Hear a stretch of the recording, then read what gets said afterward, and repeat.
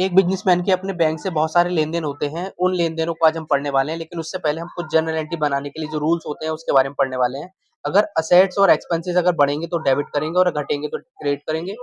Capital, liability और income अगर बढ़ती है तो क्रेडिट करेंगे और घटेंगी तो डेबिट करेंगे। यहाँ पर ये रूल फॉलो करेंगे। सबसे पहली एंट्री हमारी ट्रांजेक्शन है, cash deposit into bank of 1000 rupees. यहाँ पर हमने कैश डिपॉजिट किया तो कैश गया, यानी कि हमारी असेट्स हमारी कम हो जाएगी, तो कम होने पर क्रेडिट कर देंगे।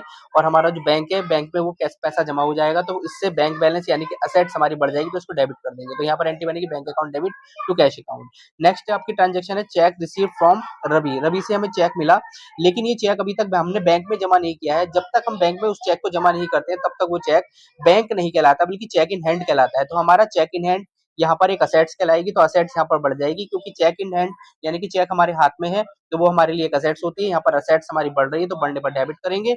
और जो रवि है जिससे हमें चेक मिल रहा है, वो हमारा एक डेटर था, क्योंकि डेटर हमारा घट रहा है। डेटर एक असेट्स होती है और घटने पर इसको क्रेडिट करेंगे, इसलिए यहाँ पर cheque in hand account debit to Ravi ये एंट्री बन रही है। Ravi cheque deposit to bank, वो जो रवि से चेक मिला था उसको हमने बैंक में जमा कर दिया है। अब जब उस चेक को हम जब बैंक में जमा करेंगे, तो बैंक में जमा करने से हमारा जो बैंक बैलेंस है वो बढ़ जाएगा। बैंक एक असेट्स होती है, बढ़ने पर क्या करेंगे, डेबिट करेंगे।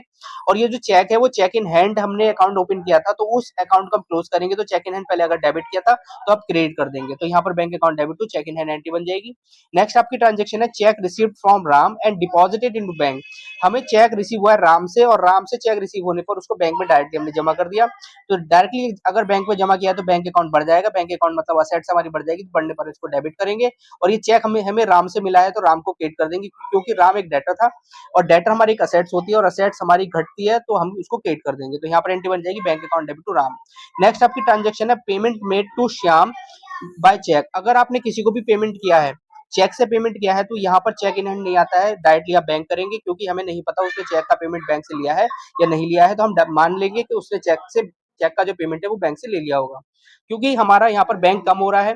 क्योंकि रूल है आपका, असेट्स अगर हमारी कम होती है तो कम होने पर क्या करते हैं, क्रेडिट करते हैं। तो यहाँ पर बैंक बैलेंस हमारा कम हो रहा है तो क्रेडिट कर देंगे। और श्याम को वो पेमेंट कर रहे हैं, हम कर क्यों रहे हैं, क्योंकि श्याम हमारा वो क्रेडिटर था, और क्रेडिटर एक लायबिलिटी होती है, लायबिलिटी जब कम होती है तो उसको डेबिट किया जाता है।